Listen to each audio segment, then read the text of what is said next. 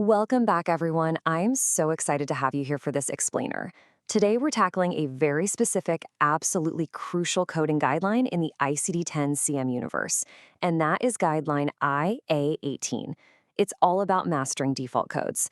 If you've ever stared at a provider's one-word note and literally felt your soul leave your body because you have no idea what to do with it, well, this is exactly the tool you need in your belts.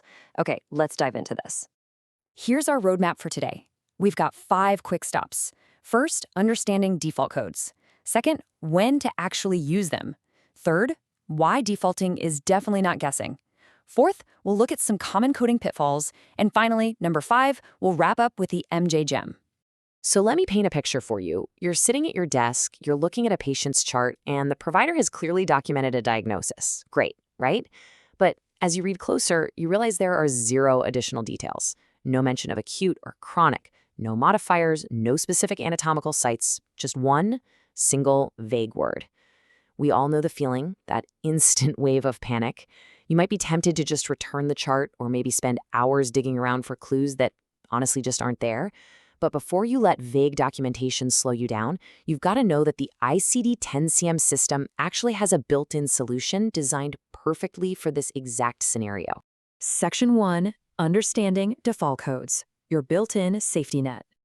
Let's look at the formal definition. A default code is simply the code listed right next to a main term in the alphabetic index. It represents the most commonly associated condition or the unspecified version of that condition. I want you to think of the alphabetic index as your starting line. When you look up a main term, that code's sitting right there beside it. Before you even glance at any indented subterms, that is your default. The creators of the ICD-10-CM system intentionally placed it there as a safety net. It's basically the system telling you, hey, if you have absolutely nothing else to go on, just start right here. Moving right along to Section 2, when to use them, seeing the rule in action. Let's look at a real-world example to make this concrete. Say your provider simply documents appendicitis. That's the whole thing. They don't mention if it's acute, they don't mention if it's chronic, and there are literally no other modifiers in the chart. Remember, you cannot assume anything, and this brilliantly illustrates the exact moment this guideline kicks in. Because the provider gave a diagnosis but provided 0 additional specificity, your path is super clear. You just assign the default code listed next to appendicitis in the alphabetic index. You don't need to query the provider for something the system already has a built-in rule for. You just use the default. Section 3, Defaulting is not guessing. This is our golden rule. Now, there is a massive compliance distinction here that we need to talk about. Guessing is when you, the coder, invent or add clinical information that the provider simply didn't write down. We never, ever do that. Defaulting, however, is using the official system-provided option based strictly on what is documented. So the absolute crucial point is this. When you use a default code, you aren't assuming a single thing. You are strictly following the ICD-10-CM rules. You're basically saying, the system told me that when I only have this one word, I use the specific code. And that, my friends, is safe, compliant coding. Let's move to and see how this builds into your actual daily workflow. Finding the default code is really just step 1. You find that code next to the main term in the alphabetic index. But listen to me, you cannot stop there. Step 2 is completely 100% mandatory. You must take that default code and verify it over in the tabular list. Why? Because the tabular list is where the truth lives. It's where you're going to find vital instructional notes, excludes notes, and where you confirm if you need any additional characters for specificity. A default code is your starting point, not your final destination. You always confirm in the tabular list. Section 4, Common Coding Pitfalls. Let's look at the trap doors you need to avoid. These are the most frequent traps coders fall into, especially when you're taking an exam or just rushing through a heavy real-world chart load. First up, simply overlooking the default code entirely. You get lost in the subterms looking for a perfect match that isn't there. Second, trying to assign a more specific code just because you think you know what the provider meant. Again, if it isn't documented, you simply can't code it. Third, assuming clinical details just to force a code to fit. Fourth, which we just hammered home, skipping that tabular list verification. Don't do it. And finally, confusing default codes, which often act as unspecified codes, with other specified codes.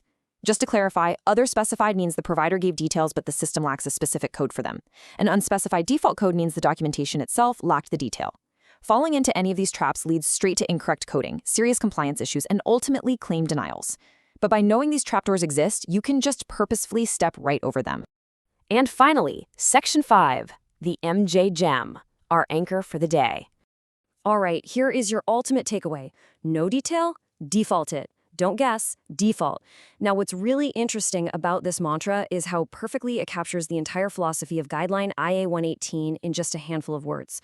When you are staring at a chart and that provider has given you absolutely no extra detail, I want you to hear this phrase ringing in your head.